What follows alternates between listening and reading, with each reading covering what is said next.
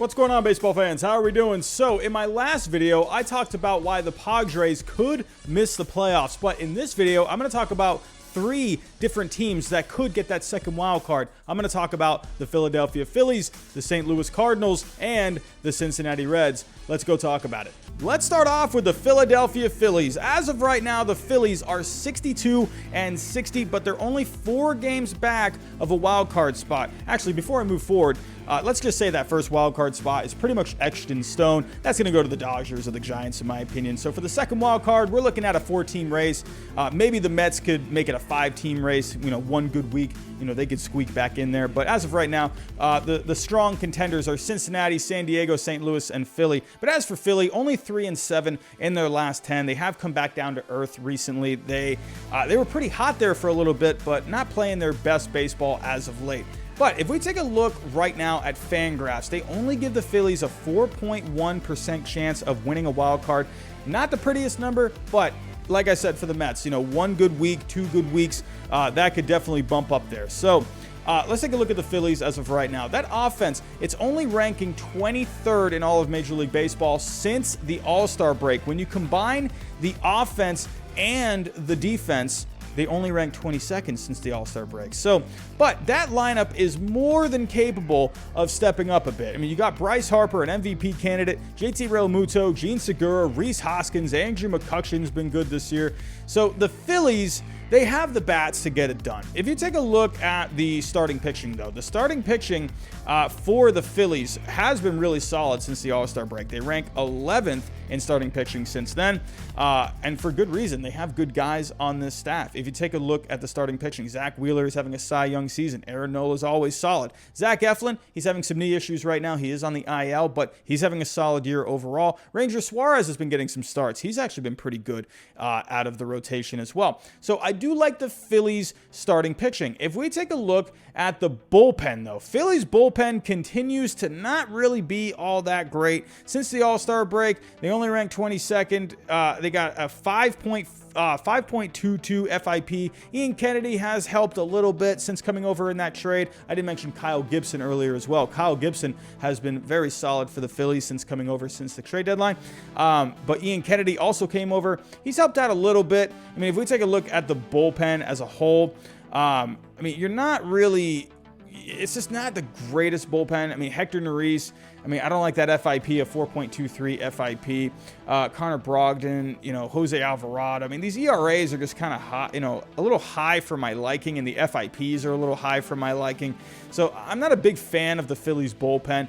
Overall, though, I feel like the Phillies, you know, I don't know. I just wonder if they're going to have the bullpen to be able to get this done. I like the starting pitching. I think the offense is more than capable. But that offense as a whole this year, I don't know what it is. It's just been a middle-of-the-road offense. They have the bats, but I don't know what it is. They just always rank right there in the middle somewhere, and they only rank, 23rd since the All-Star break. So it's going to be interesting to see if the Phillies can, you know, get this turned around. They have the offense to get it done. The starting pitching is already really good. Bullpen, I don't know what you're going to get from the bullpen. So, but as of right now, Phillies a 4.1% chance, according to FanGraphs, of getting a wild card spot. But real quick, before I move on to the next team, I want to point out one more thing with the Phillies that I forgot to mention, and that is their strength of schedule, which is actually in their favor. If you take a look here at the strength of schedule for the Phillies, the win percentage of the teams combined that they'll be facing down the stretch is only a 467. So the schedule definitely favors the Phillies. If we take a look here, I mean, sure, they're going to have some tough series. They got a couple here against the Rays this week, but you got the Diamondbacks for 4.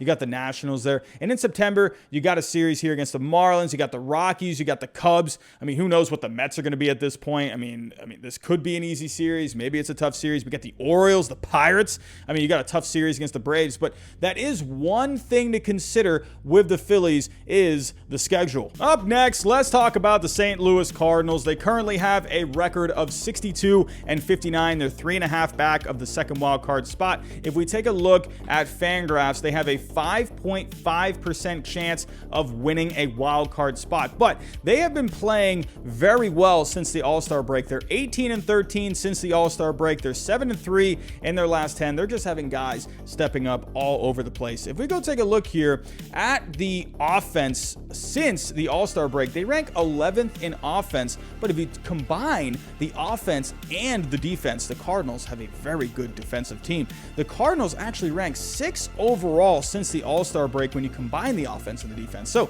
St. Louis, they have been stepping up offensively and defensively. Also, the starting pitching is looking really good lately. At the trade deadline, they made a couple of, it seemed like pretty underwhelming moves for John Lester and J.A. Happ, but at the end of the day, they were running pretty thin on starting pitching. So those are two veteran guys that you know that they're going to make their starts at least. They're going to give you some innings. But the big boost for St. Louis, if we go take a look at them, take a look at the starting rotation. This rotation looked so flat and underwhelming, what was like a month ago? But if you look now, you got Jack Flaherty back. You got Mike McCullough back, who pitched pretty well in his last start. So this rotation is actually looking rather decent now.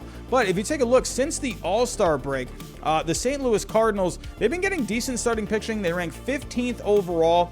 If you take a look at the bullpen, St. Louis's bullpen is 13th overall since the All-Star break. So the offense has been stepping up. The defense is always good. The starting pitching has been stepping up. The defense has been stepping up. If you take a look at some of these guys on St. Louis, I mean, Nolan Arenado, he has been solid since coming over. 25 home runs on the year, a 260 average. On base could be a little better, but overall, he's been solid offensively, and he's giving you great defense as well. Tyler O'Neill's been a nice surprise this year. Paul Goldschmidt's been solid.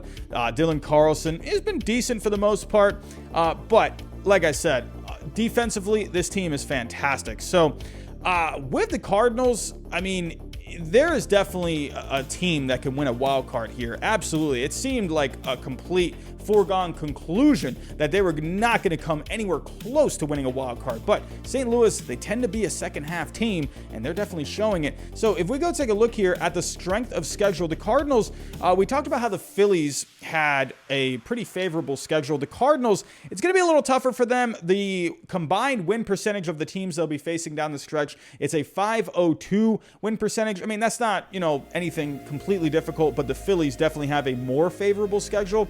If you take a look at the Cardinals schedule going in for the rest of August, I mean, you got a couple of, favorable series here. You got the Pirates for the rest of this weekend.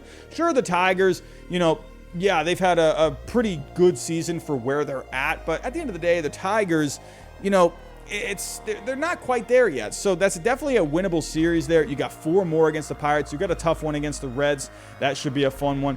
But then you do got Brewers, you got the Dodgers, you got the Reds again. So this is going to be a tough stretch of baseball going from September 3rd all the way to the 12th. And then, hey, if the Mets have maybe turned it around by that point, I mean, hey, that could be even more of a tough stretch. And then you got the Padres as well. So this is going to be, from September 3rd all the way to the 19th. I mean, you could actually say September 3rd all the way to the 23rd. That's going to be a tough stretch.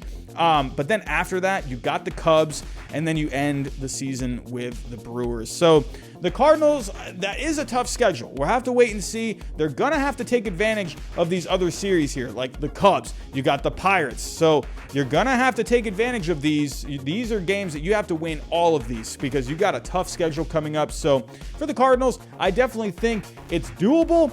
I do wonder about that tough stretch of baseball, though. Last but not least, let's talk about the Cincinnati Reds. They are tied with the Padres right now at 67 and 57, but the Reds, they have really come on strong, and they have, I think, the best chance. If the Padres were to lose that stranglehold on the second wild card, I think the Reds, out of all these teams, have the best shot, and here's why.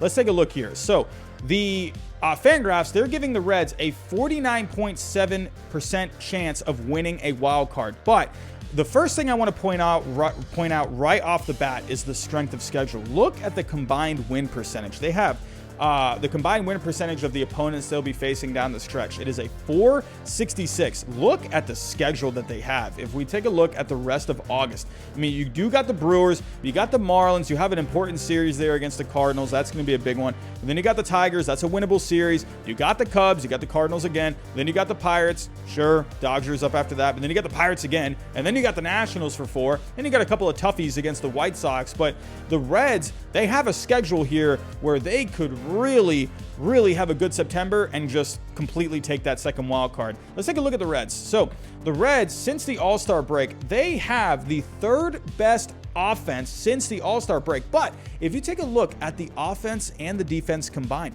they are actually the 2nd best team since the All-Star break. Who would have thought? That offense is awesome. If it's actually, let me pull up this offense really quick. Let me pull up some of these guys. I mean, you got some guys really stepping up this year. Jesse Winker having an MVP caliber season. Nick Castellanos, Jonathan India, strong Rookie of the Year candidate. Joey Votto is having a renaissance kind of a season. What a season he's having. Tucker Barnhart too. Tyler Stevenson. I mean, you're getting a lot of guys really stepping up. I mean, even some of these other guys here, Aristides Aquino's been hitting some home runs. I mean, like Tyler Naquin with 16 home runs. I mean, Mike Moustakas, you know, he was injured there for a while, but not really doing too much, but he's there. He's a bat. If you take a look, though, at the starting pitching, Cincinnati starting pitching, they ranked 12th since the All-Star break. I really like their starting pitching. It's very solid. It's been solid all year, even without Trevor Bauer. I mean, who would have thought? I mean, Wade Miley's having a fantastic season. Tyler Mahle, Luis Castillo got off to a bumpy start there, but he's been really solid since that month of April. Sonny Gray's been very good. So I'm really liking what the Reds are doing starting pitching wise. The bullpen, you know, it could be a little better. I mean, they only rank, where are you at, Cincinnati? They only rank 19th in the bullpen. But if you take a look here, you know, the ERA is a 4.60, but the FIP is a 4.35. They do strike out a lot of guys. I wonder if maybe they call up Hunter Green. That could be a weapon for the bullpen. What an addition to the bullpen that would be. This dude throws like 98 with ease. It pumps it up into the hundreds. That would be an awesome arm for that bullpen. But Cincinnati, man, they have, I think, a real shot at winning this wild card. I mean, who would have thought? You know, they were kind of up and down there for a little while, but they're looking just so good lately. And with the Padres just struggling so much, if the Padres were to lose that stranglehold out of these teams, I personally think the Reds have the best chance. And Fangraphs agrees. I agree with Fangraphs. So the Cincinnati Reds, they're going to be an exciting team for the rest of the season. So tell me what you think down below in the comments. Which team do you think will win that second wild card spot? Do you think the Padres can hang on, or do you think the Reds, the Cardinals, the Phillies can snag that second wild card spot? Maybe even the Mets. Let me know. But that's all I have for right now. Thanks for watching, and I'll talk to you next time.